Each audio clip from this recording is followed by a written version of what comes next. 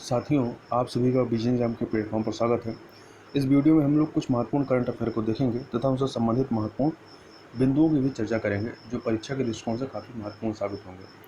और इस वीडियो के पीडीएफ के लिए लिंक डिस्क्रिप्शन में दिया गया है, जहाँ से जाकर के आप पीडीएफ को डाउनलोड कर सकते हैं। तो वीडियो को प्रारंभ करते हैं। सबसे पहले बात करते हैं हम लोग ई रक्त कोष पोर्टल के संबंध में। तो यह चर्चा में क्यों आया? तो कोविड-19 की स्थिति के मद्देनज़र केंद्रीय स्वास्थ्य एवं परिवार कल्याण मंत्री ने 21 अप्रैल 2020 को बताया कि प्रत्येक रक्त समूह के वर्तमान भंडार की जो रियल टाइम स्थिति की निगरानी है, उसके लिए ऑनलाइन पोर्टल ई रक्त कोष का उपयोग किया जा रहा है तथा इसके साथ ही लोगों से ऐसे लोग जो कोविड-19 से संक्रमित थे और अब वह उससे रिकवर हो चुके हैं, उनसे यह अपील की जा रही है कि वो लोग आगे आएँ और अपने ब्लड को डोनेट करें, जिससे कि उनके ब्लड को प्लाज्मा थेरेपी के माध्यम से जो कोविड-19 से संक्रमित मरीज़ हैं, उनका इलाज किया जा सके। क्यों? क्योंकि जो लोग रिकवर हो चुके हैं, उनके बॉडी में क्या है, उनके ब्लड में एंटीबॉडी बन चुका है और वो एंटीबॉडी जो है, वो कोरोना वायरस से लड़ने में मददगार साबित होगा। तो इसलिए उनसे अपील की जा रही है कि ऐसे लोग जो ठीक हो चुके हैं, वो अपना ब्लड डोनेट करें, क्योंकि एक व्यक्ति के ब्लड डोनेट करने से वह जो ब्लड है वह 2 व्यक्तियों को सही करने के काम में आएगा।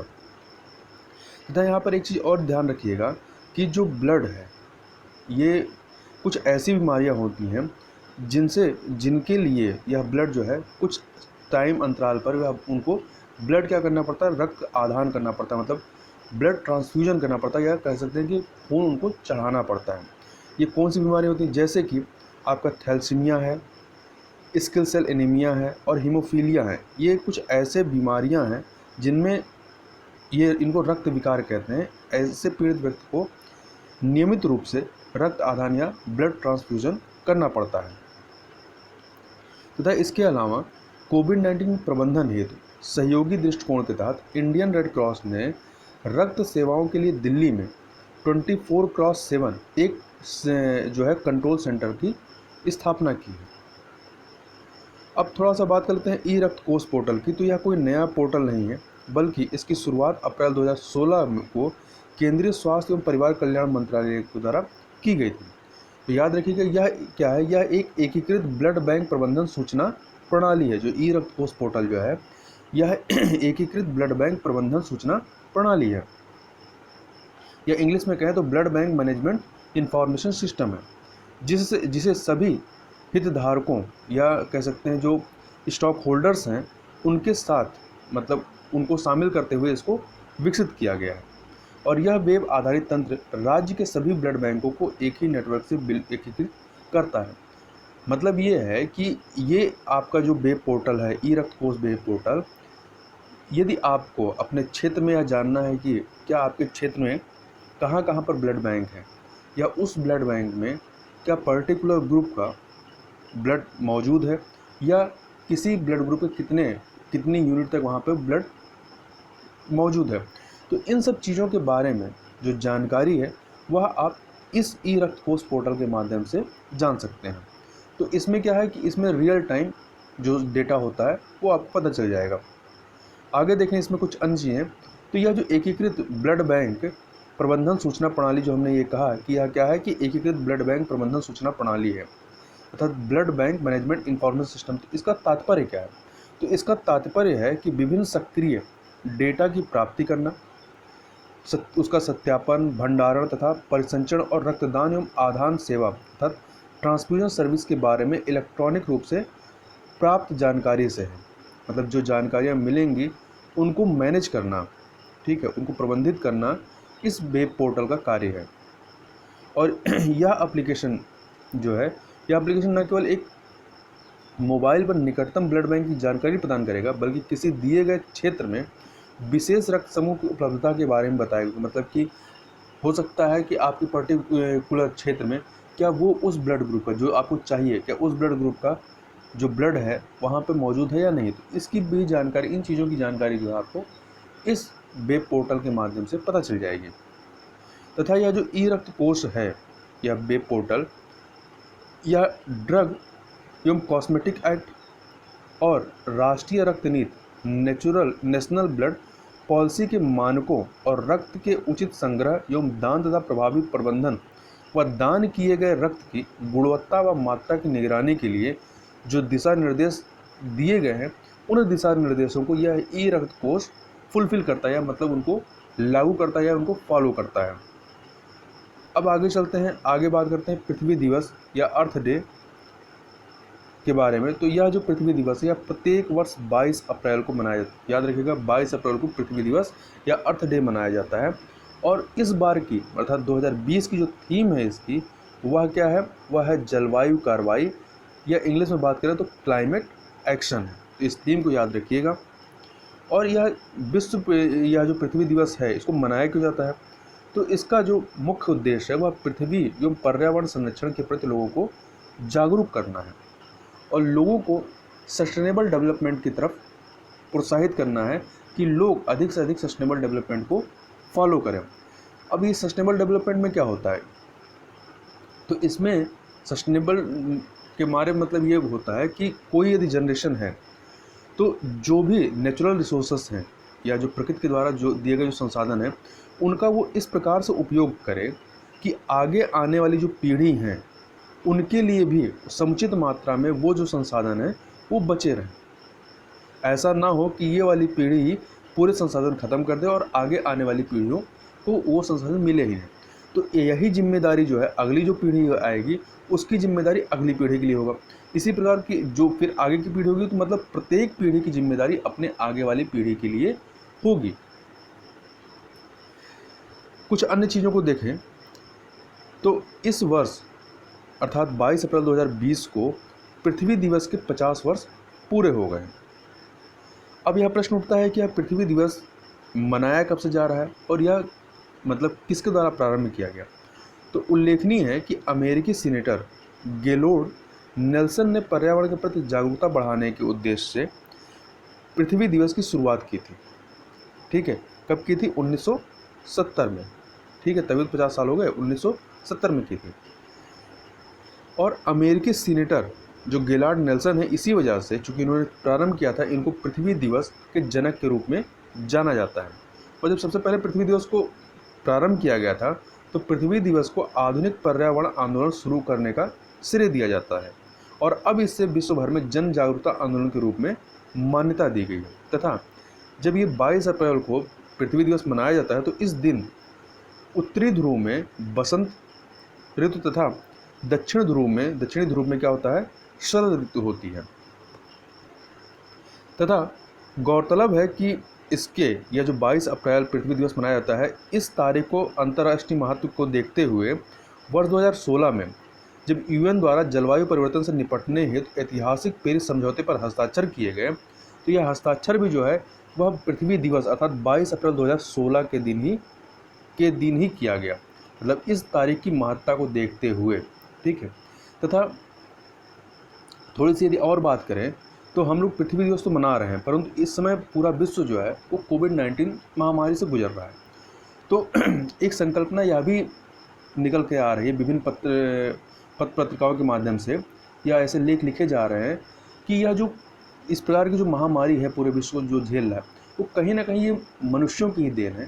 क्योंकि मनुष्यों ने क्या किया है कि पृथ्वी का इतना शोषण किया है, अपने जो नेचुरल रिसोर्सेस हैं उनका इतना शोषण किया है, उसी का दुष्परिणाम है जो हम आज कोविड-19 या कोरोना वायरस जैसी महामारी से लड़ रहे हैं। तो इस प्रकार के जिस प्रकार से हमने पृथ्वी पर छेड़छाड़ की है, तो इस प्रकार के कई सारे वायरस जो हैं वो प्रोड्यूस हो रहे हैं जो पहले नहीं होते थे। आगे चलते हैं, आगे बात कर लेते हैं world creativity and innovation day के बारे में। तो यह जो है यह प्रत्येक वर्ष 21 अप्रैल को मनाया जाता है। तो इसको मनाए जाने का उद्देश्य क्या है? तो इसको मनाए जाने का जो उद्देश्य है वो क्रिएटिविटी और इनोवेशन के महत्व के बारे में जागरूकता फैलाना तथा संयुक्त राष्ट्र के सस्टेनेबल डेवलपमेंट गोल जो SDG हैं को प्राप्त करने में आने वाली चुनौतियों एवं समस्याओं के समाधान के लिए क्रिएटिविटी एंड और इनोवेशन को बढ़ावा देना। मतलब जो ये जो सस्टेनेबल डेवलपमेंट गोल है उनको पाने में जो चुनौतियां आ रही हैं, उन चुनौतियों से निपटने के लिए कहा जा रहा है कि आप क्रिएटिविटी और इनोवेशन को बढ़ावा दें, मतलब उन चीज़ों को इस्तेमाल करके, क्रिएटिव और इनोवेटिव चीज़ों को इस्तेमाल करके इन चुनौतियों से पार पाया जा सकता है। तथा यह यूएन डे है। यूएन डे है मतलब कि यूनाइटेड नेशन के द्वारा इस दिवस को मनाया जाना प्रारंभ किया गया और संयुक्त राष्ट्र के द्वारा विभिन्न देशों से जिनके यहाँ विभिन्न प्रकार की समस्याएं हैं उनको डील करने के लिए यह कहा जा रहा है कि आप अपने के यहाँ पे क्रिएटिविटी और इनोवेशन को प्रोत्साहित करें, जिससे कि आप अपने के यहाँ की जो समस्याएं हैं उनको आसानी से डील कर सकें। और पहली बार इसको, अर्थात यह world creativity and innovation day जो है, यह पहली बार जब कब मनाया गया था, 21 अप्रैल 2018 को मनाया गया था। इस प्रकार जो 2020 में इस बार मनाया जा रहा है, यह थर्ड चांस है, मतलब तीसरा संस्करण है इसका। आगे बात करते हैं कोविड इंडिया सेवा के बारे में। तो यह कोविड इंडिया सेवा क्या है? तो यह एक तरह का पोर्टल है। तो 22 अप्रैल 2020 को केंद्रीय स्वास्थ्य एवं परिवार कल्याण मंत्री ने कोविड-19 महामारी के दौरान, मतलब इस जो ये दौर चल रहा है, संचार का प्रत्यक्ष चैनल स्थापित करने के लिए परस्पर संवादात्मक प्लेटफॉर्म कोविड इंडिया सेवा की शुरुआत की है। मतलब ये क्या है कि एक ऐसा प्लेटफॉर्म है जहां आप क्या कर सकते हैं, मतलब संवाद कर सकते हैं संचार के माध्यम से। मतलब आप अपनी चीज़ों को जो है विशेषज्ञों से पूछ सकेंगे। तो इसका उद्देश्य क्या है? इसका उद्देश्य यह है, इस प्लेटफॉर्म को कोविड-19 से संबंधित प्रश्नों के लिए वास्तविक समय समाधान प्रदान करने के उद्देश्य से शुरू किया गया है। इसमें प्रशिक्षित विशेषज्ञों की एक टीम वास्तविक समय में लोगों के सवालों का जवाब देगी और लोग अपने व्यक्तिगत विवरण का खुलासा किए बिना आधिकारिक जानकारी प्राप्त कर सकते हैं। तो मतलब यह जो कोविड-19 इंडिया सेवा है, यह एक प्रकार का प्लेटफॉर्म है या कह सकते हैं मंच है, जहां पे लोग अपनी चिंताओं को, मतलब जो कोविड-19 से संबंधित जो भी चिंताएं हैं, उन चिंताओं के बारे में इस प्लेटफॉर्म पर आकर के संवाद कर सकेंगे। ठीक है, तो यहाँ पर संवाद किससे करेंगे? एक विशेषज्ञों की टीम होगी, उनसे वो संवाद करेंगे, अपने सवाल पूछेंगे और ये जो विशेषज्ञों की टीम है, ये उन्हें उनके प्रश्नों के जवाब में विभिन्न जानकारियाँ प्रदान करेंगे। तो कुछ अन्य चीज़ें देखें तो भारत सरकार के द्वारा उठाए गए कुछ अन्य उपायों के बारे में देखें जो इस तरह से डिजिटल प्लेटफॉर्म के माध्यम से उठाए गए हैं।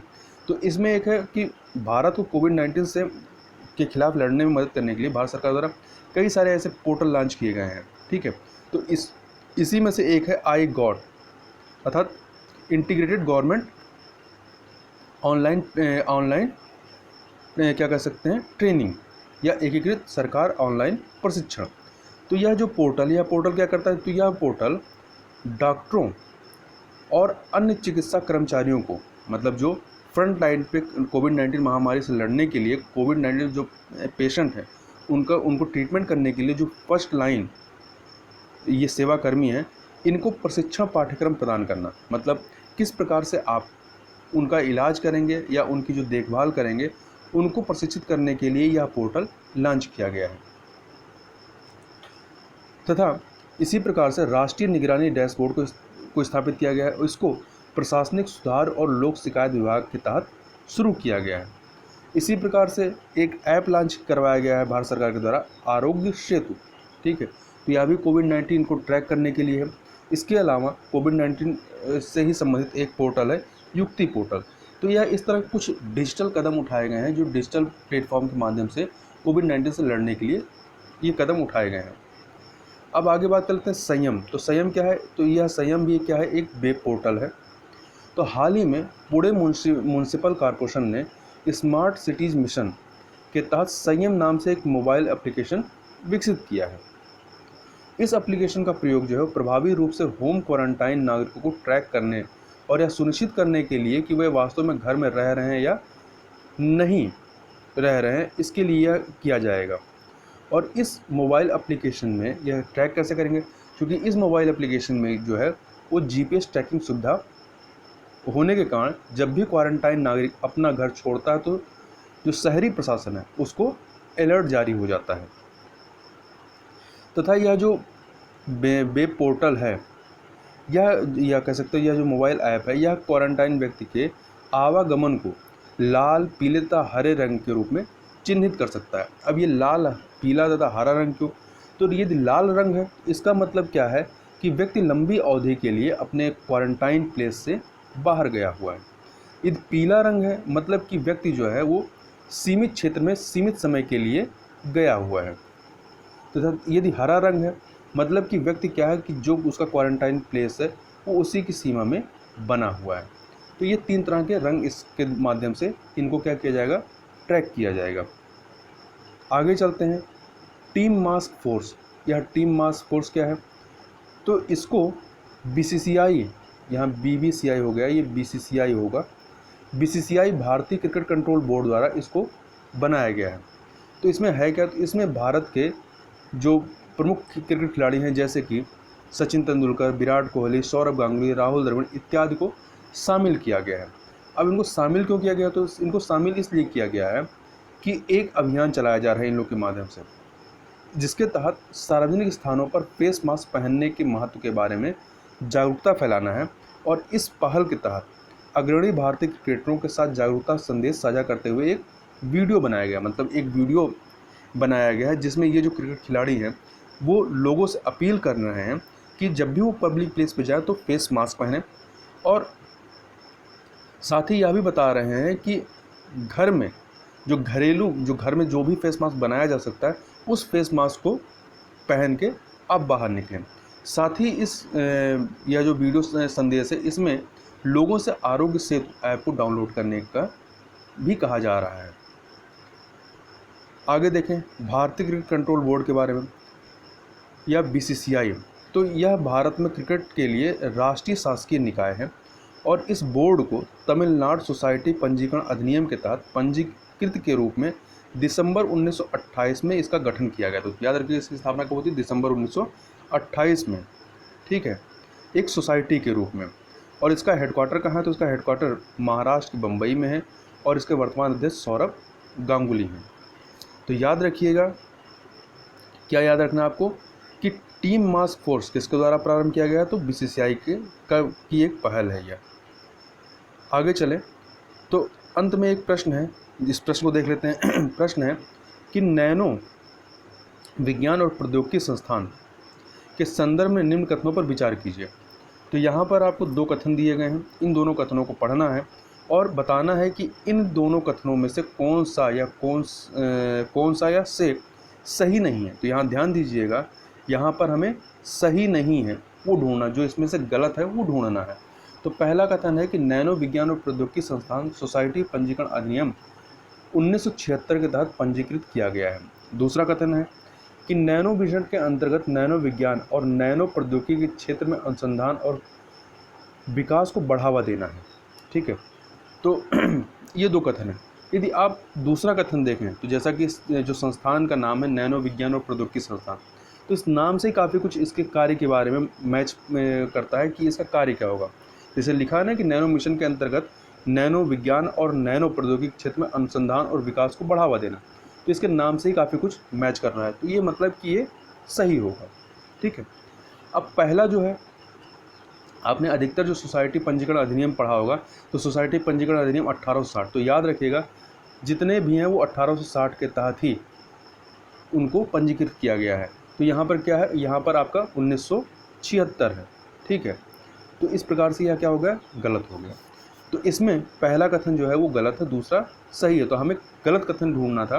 तो इस प्रकार से पहला ऑप्शन जो है ए, ये आपका सही हो जाएगा। अब थोड़ा सा स्पष्टीकरण देख लें, तो नैनो विज्ञान और प्रौद्योगिकी संस्थान सोसाइटी पंजीकरण अधिनियम 1860 के तहत पंजीकृत किया गया तथा यह स्थित कहाँ है, तो यह पंजाब के मोहाली में स्थित है और यह जो institute of science and technology, यह भारत सरकार के विज्ञान एवं प्रौद्योगिकी विभाग के तहत एक स्वायत्त संस्थान है। ठीक है, मतलब ये भारत सरकार के विज्ञान और प्रौद्योगिकी विभाग के तहत आता है तथा इसकी स्थापना जो है वो भारत में नैनो मिशन के अंतर्गत नैनो विज्ञान और नैनो प्रौद्योगिकी के क्षेत्र में अनुसंधान और विकास को बढ़ावा देने के लिए किया गया था। तो इस वीडियो में बस इतना ही, तो मिलते हैं नेक्स्ट वीडियो में, तब तक के लिए बहुत बहुत धन्यवाद।